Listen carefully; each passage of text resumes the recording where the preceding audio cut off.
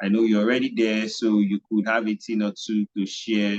So just do a little intro of yourself, and then we can just get straight into the pros and cons that you've observed while in Finland.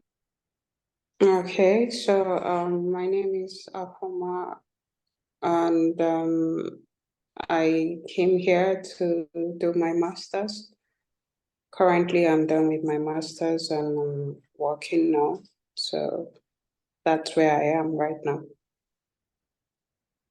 Okay, thank you for that quick intro. So the big question everybody's asking is, what are the pros and the cons? There are a lot of things on the World Wide Web. Some of them not really from first-hand experience. You are someone who is, you have your own experience. Would like you to share with us, what are those pros that you've identified while you've been in Finland so far? It could cut across healthcare to the quality of education. What are the things you've identified that are pros for you while you've been in Finland? Okay, so basically I'll start with the education system.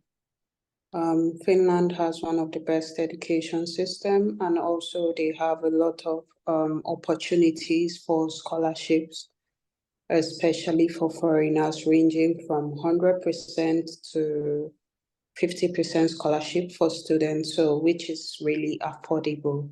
So I think that's one of the pros, because for me, that was my attraction here, being able to pay just like half of my fees, which ordinarily I would have paid like a huge sum of money, but I got like 50% scholarship. So that really helped me. And I think that's one of the main attractions to Finland. They have a lot of affordable fees and also good scholarship rates. Then I would also attribute one of the pros to their tax rate for students, actually, not for workers. So for student tax rate, if you don't earn up to 10,000 euro in a year, you would not be charged any tax. So basically, most students, most times when they come in, I don't think any student ends up to that in a year. Well, some do, but when you don't end up to that in a year, you don't have any tax rate charged on your earnings. And also, one of the very good qualities of Finland is the security here. Finland is so secure that I can work at any time and I don't get scared of being attacked.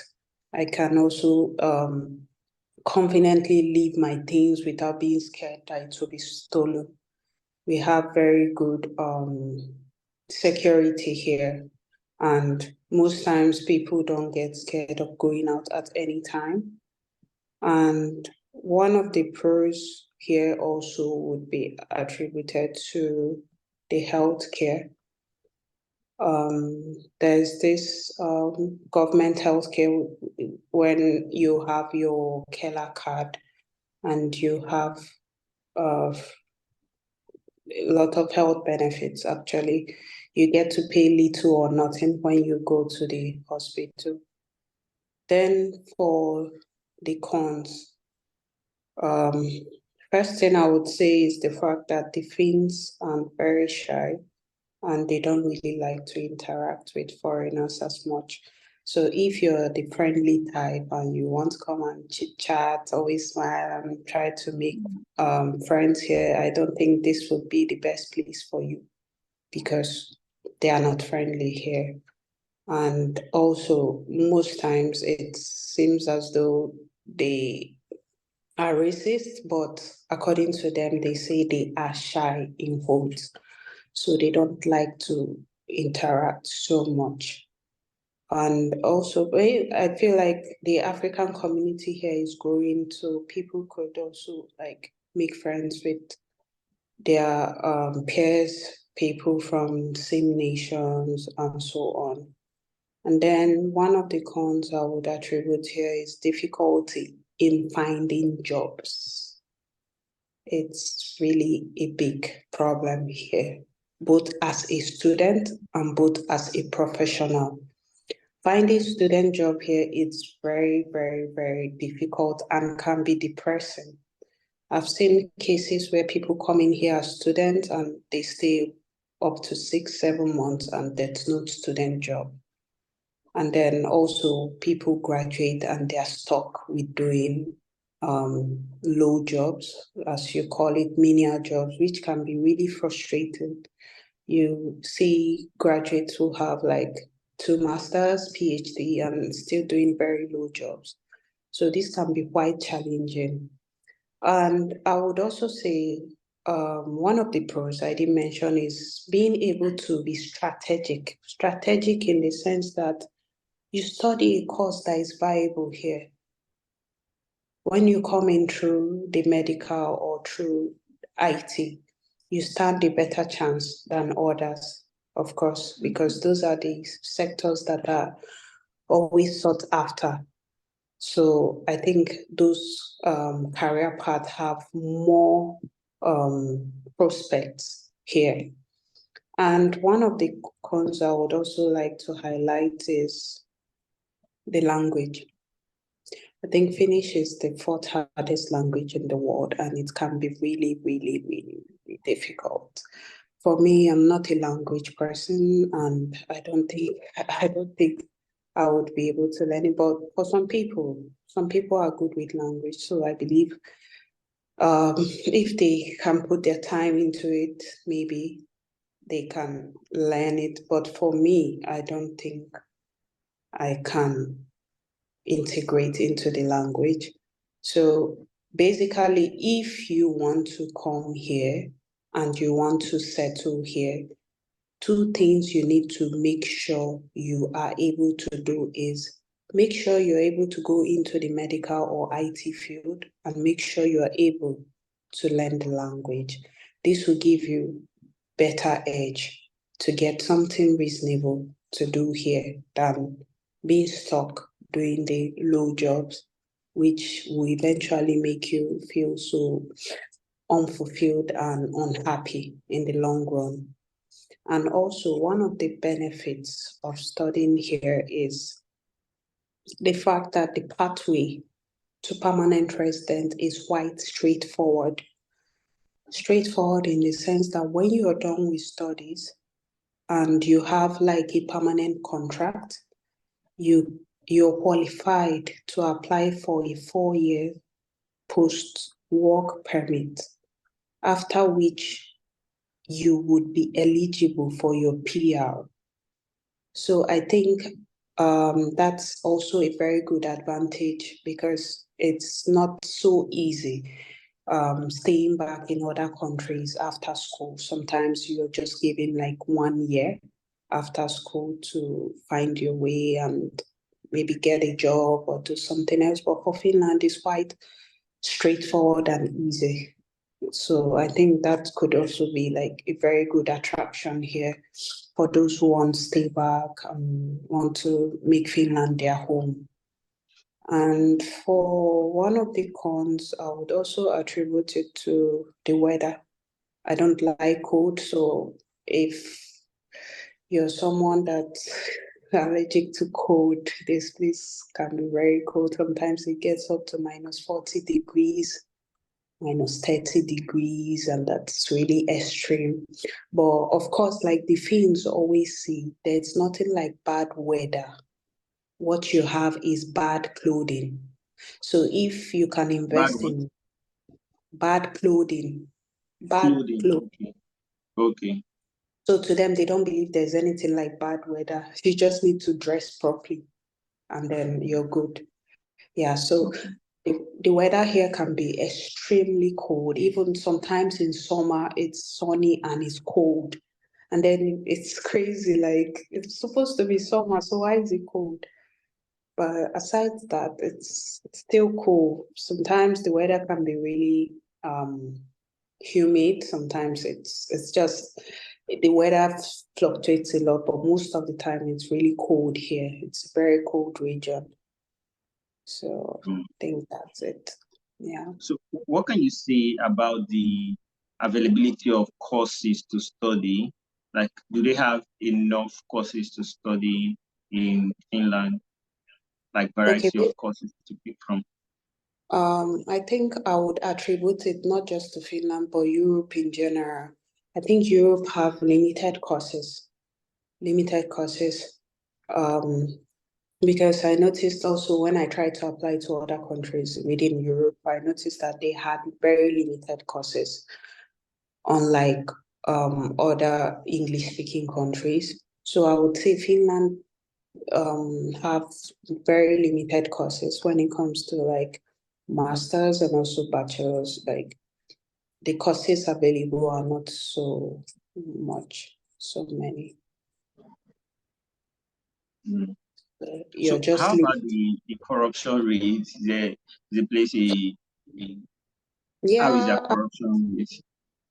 I would say the corruption rate is very low. It's minimal here because the voice of the masses stand, and there's accountability here. There's accountability. Yeah, it's the government. They're quite straightforward. They don't believe in corruption here. Everything is open. It's an open system.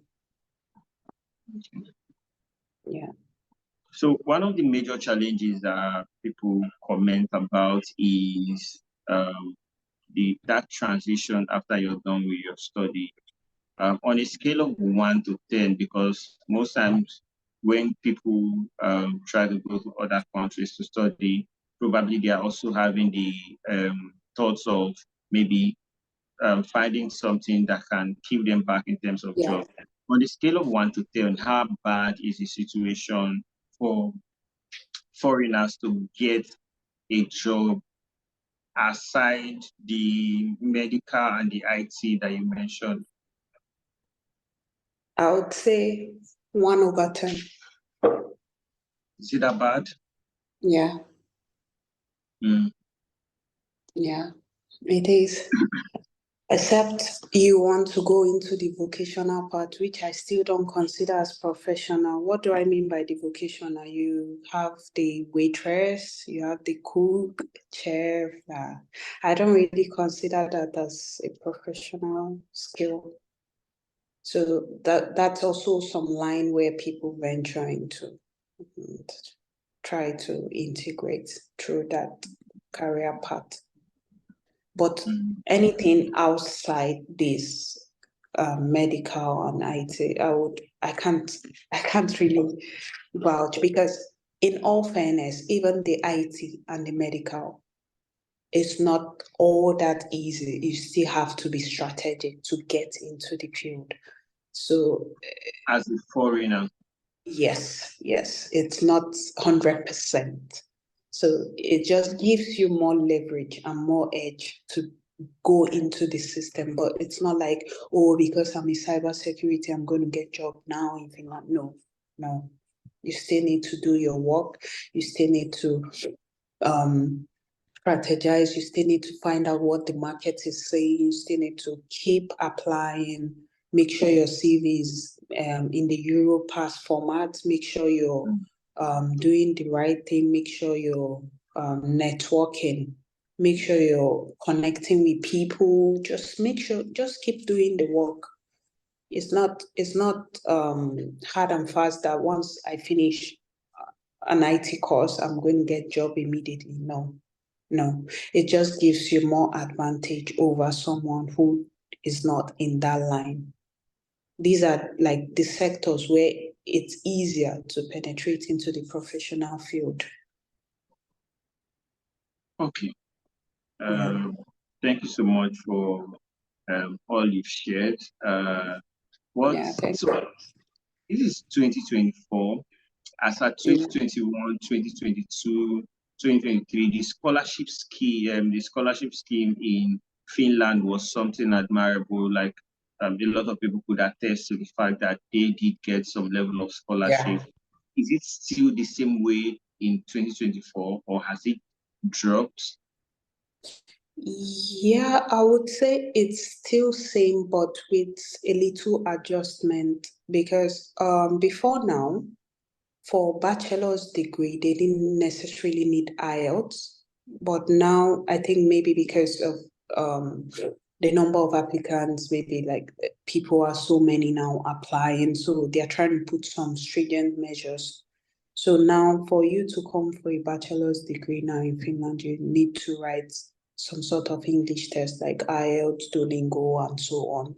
So I think these are measures that are put now to curb the level of admission and also the scholarships they give. So sometimes, I think for my department, there were two applicants who had like fully funded scholarship, but recently I heard now it's just one person. So the scholarships are still there, but just with little adjustment. Okay. Of course, not compared to before. I think back as at 2017, Finland was free. Free, you come study free, yeah. And then each year the policies keep changing, but there's still room for scholarships, of course, especially when you put a good application. Okay. So the last thing I wanted to comment on is on dependence. So as of today, we had news from the UK where I think the Prime Minister now was making a statement that, or an announcement about the new policies where you are not, people coming in from masters, you're not allowed to come with dependents anymore, right? Yeah. Does Finland have anything of such? If you're studying in Finland, can you have a dependent? If Yeah, you've of been, course.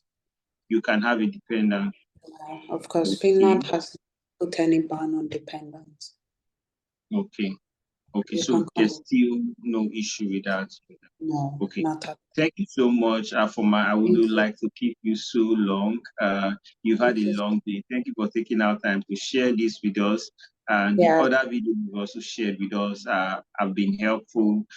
So if you've not seen this video, if you're watching this video and you've not seen the previous conversation she had with us, you can see the links attached in this video. Thank you so much and do have a lovely night rest. Thank you, and you too. All right, good night.